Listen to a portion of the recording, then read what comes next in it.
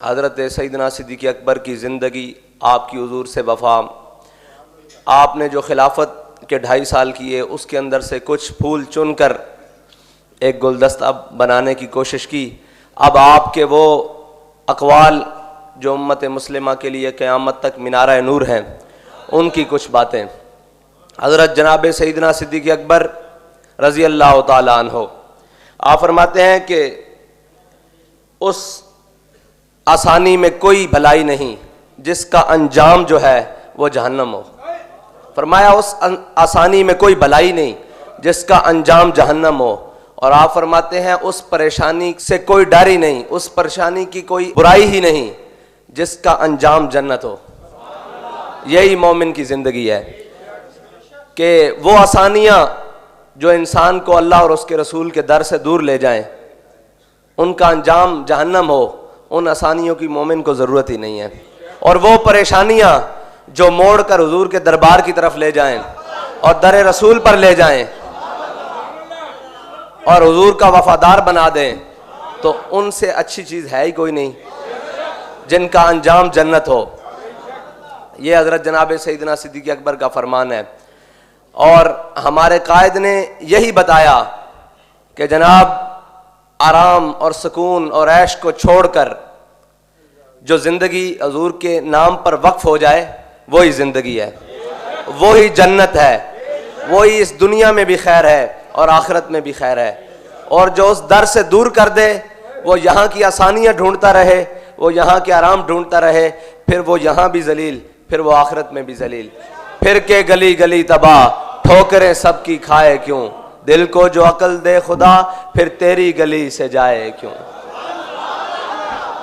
इतनी सी बात है। यही आला हजरत ने आपका मफहूम हजरत जनाब सैयदना सिद्दीक़ अकबर का अपने शेर में बयान कर दिया है कि फिर के गली गली तबाह, हम यहाँ ढूंढते सुकून, वहाँ ढूंढें, आगे जाएं पीछे जाएं, फिर के गली गली तबाह, ठोकरें सबकी खाए क्यों। कोई यहाँ बात करेगा, कोई वहाँ बात करेगा, कोई कहेगा ये तुम कलमा पढ़ने वाले हो, कोई कहेगा तुम ऐसे पाकिस्तानी हो, कोई कहेगा तो उन्हीं की गली में पड़े रहो जब सब तुम्हारे कदमों में आए, फिर हर चीज़ तुम्हारे कदमों में आए, उनके साथ वफा करो।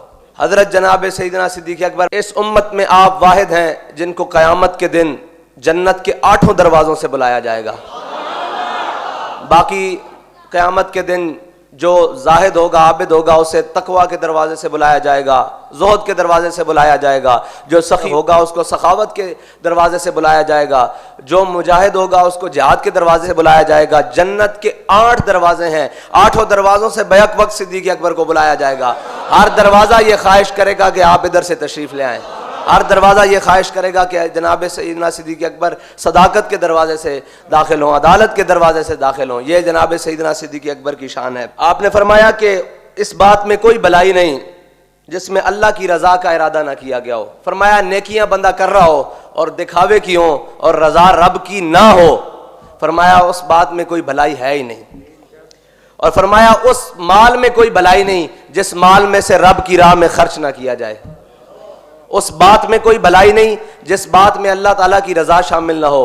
और उस माल में कोई भलाई नहीं जिस माल से अल्लाह ताला की राह में कोई खर्च ना किया जाए। और फरमाया जिसकी जहालत उसकी बुर्दबारी पर गालिब आ जाए, उस शख्स के लिए भी कोई भलाई नहीं। जो ये तो ना जानता हो कि नामूस रिसालत का मसला क्या है, लेकिन उसे ये पता हो कि नाली गली और जनाब स्ट्रीट लाइट कैसे लगवानी है, वो इन सारी चीज़ों के पीछे भाग कर नामूस रिसालत के मसले को पस से पुश डाल दे, उससे बड़ी जहालत कौन सी हो सकती है।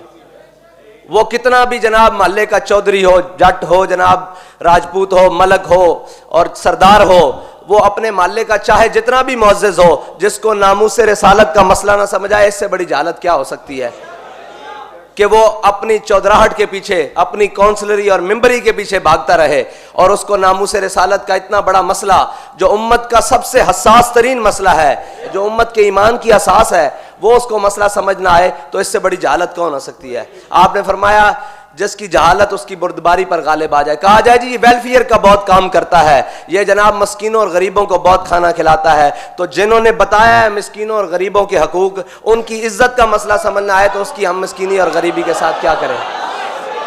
और फरमाया कि जो रब के बारे में मलामत करने वालों की मलामत से डर जाए, उसमें भी कोई भलाई नहीं। जो रब के रास्ते से रोकें और जो लोग डराएं और उनके डर में जो आ जाए उसके लिए भी कोई भलाई नहीं। कि जो पुलिस का डाला देखकर मुंह इधर कर ले, जी मेरा लब्बैक से ताल्लुक कोई नहीं, यही मतलब है इसका। मेरा दीन से ताल्लुक कोई नहीं, मेरा नामूस रिसालत से कोई ताल्लुक नहीं। जनाब मैं हुजूर के दीन का खादिम नहीं हूँ। मैंने जनाब कलमा सिर्फ ज़बान से पढ़ा है, दिल का नहीं पढ़ा। जनाब मेरा इन लब्बैक वालों से कोई ताल्लुक नहीं, इन जनाब हुजूर की नामूस के लिए सर पर कफन बांध के निकलने वालों से कोई ताल्लुक नहीं। तो जो रब के बारे में मलामत करने वालों के डर से डर जाए उसके लिए भी कोई भलाई नहीं। ये जनाब सैयदना सिद्दीक़ अकबर का फरमान है।